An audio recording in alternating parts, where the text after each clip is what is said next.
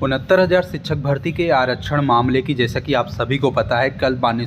Supreme court में case को लेकर सुनवाई थी और सुनवाई काफ़ी महत्वपूर्ण हुई है। ऐसा आप सभी को जानकारी भी मिल चुकी होगी तमाम सोशल मीडिया के अपडेट के द्वारा। फिर भी हम आपको इस वीडियो के माध्यम से कुछ महत्वपूर्ण जानकारी भी देंगे और साथ ही साथ कल कोर्ट में क्या कुछ सुनवाई हुई, संपूर्ण अपडेट ऑथेंटिक रूप से आपको इस वीडियो के माध्यम से बताना चाहेंगे। फिलहाल आप सभी को ये भी बता दें कि 69,000 शिक्षक भर्ती की जो कल सुनवाई हुई थी उसका जजमेंट आज जारी हो चुका है। जहां एक तरफ सूचना निकल के आ रही थी कि 16 फरवरी को केस की सुनवाई होगी, वहीं कुछ लोगों का ये भी कहना था कि आगामी 20 फरवरी को सुनवाई होगी। लेकिन 69,000 शिक्षक भर्ती का जो जजमेंट आया है, इस जजमेंट के अनुसार अगली तारीख 19 फरवरी 3:45 पर लगा दिया गया है। यानी कि 4 बजे कोर्ट बंद होगा और 3:45 पर यह मामला लगा है। यानी कि केवल और केवल 15 मिनट के लिए आपका केस माननीय जज साहब सुनेंगे और 15 मिनट में इस केस का निस्तारण कर सकते हैं, ऐसी संभावना बरकरार है। फिलहाल कल की सुनवाई पर अगर हम चर्चा करें तो आप सभी को बता दें, कल लगभग 10 से 15 मिनट केस की सुनवाई हुई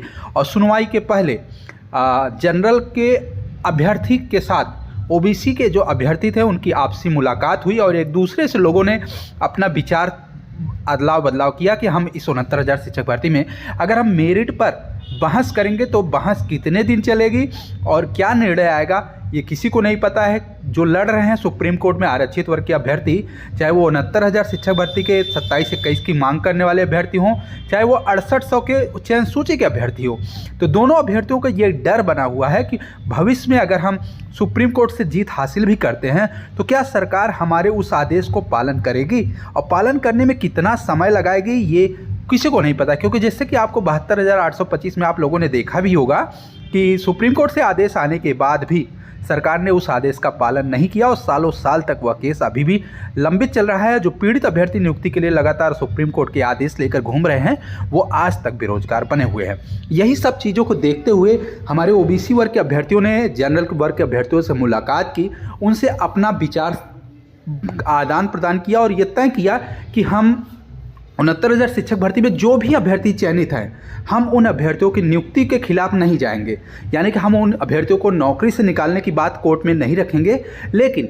वर्तमान में बेसिक विभाग में जितना पद खाली है, अगर उन पदों का हम देखें उसका हम 10% भी निकालें, तब भी हमारे जितने भी याची सुप्रीम कोर्ट तक पहुँचे हुए हैं उन 10% सीटों के अंदर ही आ जाएंगे। ऐसा कोर्ट में अगर मांग रखा जाए तो कहीं न कहीं इस भर्ती का बीच का रास्ता निकलेगा और सभी पीड़ित अभ्यर्थी, जो आरक्षण पीड़ित अभ्यर्थी सिंगल बेंच डबल बेंच के साथ सुप्रीम कोर्ट की लड़ाई लड़ रहे हैं, उन सभी अभ्यर्थियों को न्याय भी मिल जाएगा और यह मामला जल्द से जल्द निस्तारित भी हो जाएगा। इस प्रकार का विचार जब लोगों ने आपस में आदान प्रदान किया तो कहीं न कहीं जनरल वर्ग के अभ्यर्थियों को लगा कि अगर ये हमारी नियुक्ति में किसी प्रकार का कोई बाधा नहीं पाल रहे हैं तो हमको किसी प्रकार का कोई आपत्ति नहीं है। और यही विचार लेकर जनरल वर्ग के अभ्यर्थी ने अपने सीनियर अधिवक्ता से इसलिए बात किया और 10 मिनट के अंतराल पे ये तय हो गया कि हम एक दूसरे के खिलाफ नहीं जाएंगे, केवल और केवल बीच का रास्ता निकालेंगे। और यही चीज़ माननीय सुप्रीम कोर्ट में जब सुनवाई शुरू हुई, जनरल के जो सीनियर अधिवक्ता हैं गोपाल शंकर जी, उनके माध्यम से यह पक्ष रखा गया और माननीय सुप्रीम कोर्ट के जो जस्टिस हैं उन्होंने इस पर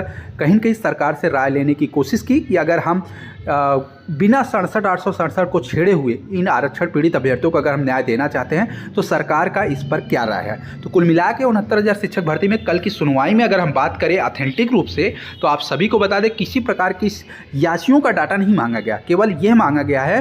कि अगर सुप्रीम कोर्ट में जितने भी आरक्षण पीड़ित अभ्यर्थी आए हुए हैं, चाहे उनकी मेरिट अधिक हो चाहे वो कम हो, मेरिट का भी कोई बात नहीं किया गया, लेकिन कट ऑफ की बात की गई। यानी कि जो अभ्यर्थी पास हैं, यानी कि आपको पता होगा 69,000 शिक्षक भर्ती में चयनित होने वाले अभ्यर्थी सुपर टेट यानी कि पात्रता परीक्षा, जो सहायक अध्यापक भर्ती परीक्षा थी, वो परीक्षा पास करने के बाद ही अभ्यर्थी आए हुए थे, जिनका कट ऑफ 90 और 97 था। यानी कि ओबीसी वर्ग के अभ्यर्थियों का कट ऑफ 90 था और सामान्य वर्ग के अभ्यर्थियों का 97 था। यानी कि 90 और 97 के क्राइटेरिया पास करने वाले ऐसे तमाम अभ्यर्थी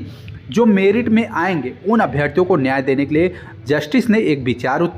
विचार बनाया और जिस पर सरकार के अधिवक्ता से ये पूछा कि अगर हम इस प्रकार का जजमेंट देना चाहेंगे तो सरकार का उस पर क्या राय है। कुल मिला के सरकार ने इस मामले पे अपने सीनियर अधिवक्ता के साथ साथ सरकारी अधिकारियों से भी इस संबंध में राय लेने के लिए अगली 10 दिन का समय मांग लिया। तो कुल मिला के अगर हम बात करें कोर्ट में दलीलों हुई तो दलीलों में कई प्रकार के तर्क निकले हैं, जिसमें लोगों का कहना है कि ओबीसी वर्ग के अभ्यर्थियों ने अपने अधिवक्ता के माध्यम से बताया था कि याचियों की संख्या 5000 है, तो हम 5000 पर नियुक्ति पाना चाहते हैं। वहीं 6800 के जो अधिवक्ता थे उन्होंने कहा कि 6800 की चयन सूची आई है, तो कहीं ना कहीं हमारी संख्या 6800 है। और इस प्रकार देखा जाए तो 69,000 शिक्षक भर्ती में कई प्रकार की याचिकाएँ कनेक्ट भी हैं, जैसा कि जिला वरीयता भी कनेक्ट है और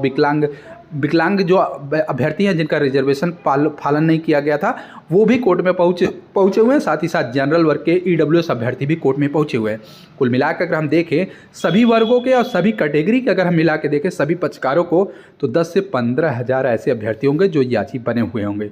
तो आप सभी को बता दें सुप्रीम कोर्ट में याचियों को लेकर भी किसी प्रकार का डाटा नहीं मांगा गया, लेकिन अलग अलग कैटेगरी के जितने भी पीड़ित अभ्यर्थी सुप्रीम कोर्ट में पहुँचे हैं उन सभी की एक संख्या अगर हम देखें, उन संख्या के आधार पर जज साहब को लगता है कि अगर 69,000 शिक्षक भर्ती का मामला निस्तारित करना है तो इस मामले का एक ही निस्तारण है। जितने भी अभ्यर्थी मेरिट में आएंगे और वो याची बने रहेंगे तो उनको एक बॉर्डर लाइन के तहत हम उनको नियुक्ति पत्र दे सकते हैं अगर वो मेरिट में आते हैं। फिलहाल 69,000 शिक्षक भर्ती में कल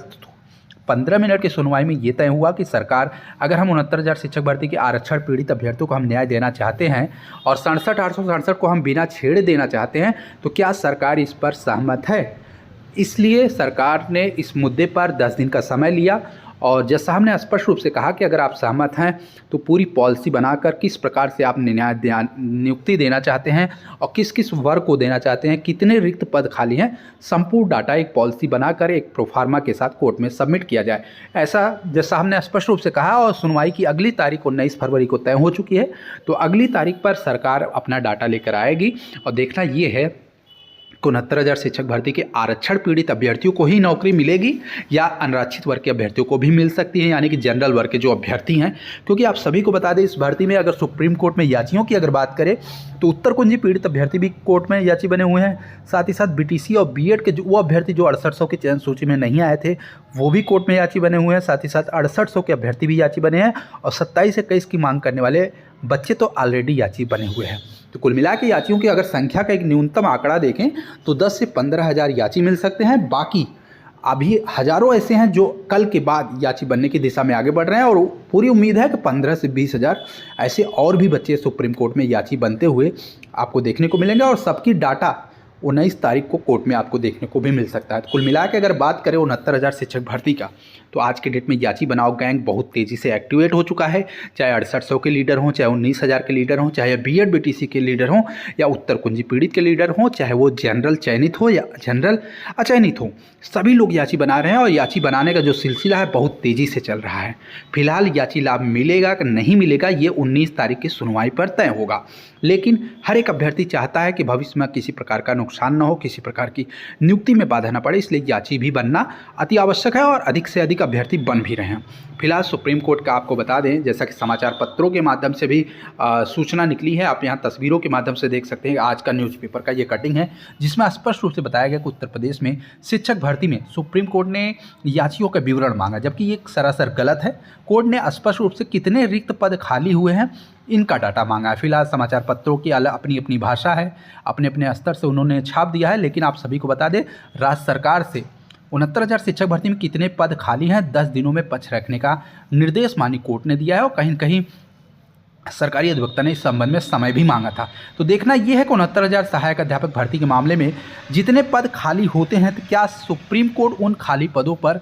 मेरिट में आने वाले बच्चों को नियुक्ति देते हुए समायोजन कर सकती है या 6800 चयन सूची को बहाल करेगी या ईडब्ल्यूएस के अभ्यर्थियों को भी याची लाभ देगी। ये सबसे बड़ा प्रश्न बना हुआ है और सबसे महत्वपूर्ण प्रश्न ये भी बना है कि ऐसे बच्चे जिनका गुणांक 50, 55, 52, 53, 58, 60, 62 है, ऐसे अभ्यर्थी सिंगल बेंच में याची बने थे, फिर उसके बाद डबल बेंच बने हैं और फिर सुप्रीम कोर्ट भी बने हैं। तो क्या उनको पहले मौका मिलेगा या 66 गुणांक के अभ्यर्थियों को मौका मिलेगा? क्योंकि जज साहब ने स्पष्ट रूप से एक चीज़ कहा है कि हम 10% से अधिक पदों पर नियुक्ति नहीं दे सकते हैं। अगर हम 10% से अधिक नियुक्ति देते हैं तो 10% का कानून लागू हो जाएगा। 10% का कानून का सेंस मतलब अगर हम 6900 पदों पर नियुक्ति देते हैं तो ये भर्ती रद्द होने की दिशा में आगे बढ़ सकती है और कहीं न कहीं इसका दूरगामी प्रभाव निगेटिव में आप सभी को देखने को मिल सकता है। तो फिलहाल सरकार का भी यही मंशा है, जज साहब का भी मंशा है कि 6900 सीटों से कम हम बच्चों को नियुक्ति देंगे और देखना यह है कि सरकार कितना रिक्त पद लेकर आती है। फिलहाल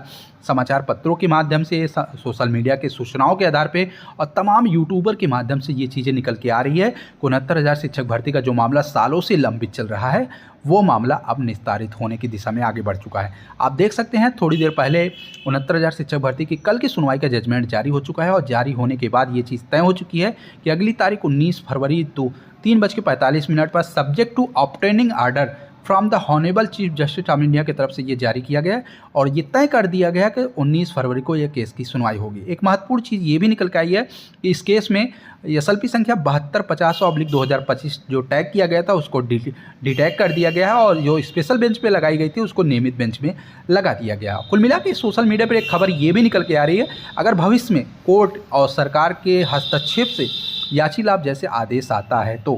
तो सबसे पहले उन याचियों को प्राथमिकता के तौर पर नियुक्ति मिलेगी। ऐसे अभ्यर्थी जो सिंगल बेंच में याची थे, उसके बाद डबल बेंच में याची थे और उसके बाद सुप्रीम कोर्ट में याची बने हुए, यानी कि सिंगल बेंच डबल बेंच से जाते हुए प्रॉपर चैनल से जो अभ्यर्थी याची बने हैं, अगर उनकी मेरिट कुछ भी है लेकिन अगर वो मेरिट में आ रहे हैं तो ऐसे अभ्यर्थियों को पहली प्राथमिकता कोर्ट दे सकती है, ऐसी संभावना बनी हुई है। बाकी उसके बाद जो भी डायरेक्ट सुप्रीम कोर्ट में बने हैं या डायरेक्ट डबल बेंच के बाद सुप्रीम कोर्ट में बने हैं, ऐसे अभ्यर्थियों के लिए सुप्रीम कोर्ट भविष्य में विचार कर सकती हैं। जितने भी लीडर कोर्ट में याची बना रहे हैं उनके द्वारा अगर कोई अधिवक्ता कोर्ट में उपस्थित होता है तो उनके द्वारा आर्गुमेंट अगर किया जाएगा तो उस संबंध में कोर्ट इस पर निर्णय ले सकता है कि डायरेक्ट बने हुए याचियों को कंसीडर करना है अथवा नहीं करना है। फिलहाल 69,000 शिक्षक भर्ती की दशा और दिशा 19 फरवरी को तय होगी, तो देखना यह है कि 69,000 शिक्षक भर्ती की जो दशा है, क्या 72,825 शिक्षक भर्ती की तरह या 12,460 शिक्षक भर्ती की तरह, क्या 29,334 गणित शिक्षक भर्ती की तरह याची लाभ मिलने की दिशा में आगे बढ़ेगा या मेरिट पर फैसला होगा। फिलहाल जो भी अपडेट होगी चैनल के माध्यम से हम बताते रहेंगे। आप चैनल से जुड़े रहिएगा, चैनल को सब्सक्राइब कर दीजिएगा, वीडियो को शेयर कीजिएगा। चैनल के माध्यम से 69,000 शिक्षक भर्ती की हर एक अपडेट ऑथेंटिक रूप से आपको समय समय पर मिलती रहेगी, इसलिए वीडियो पर बने रहिएगा और चैनल को सब्सक्राइब जरूर कीजिएगा।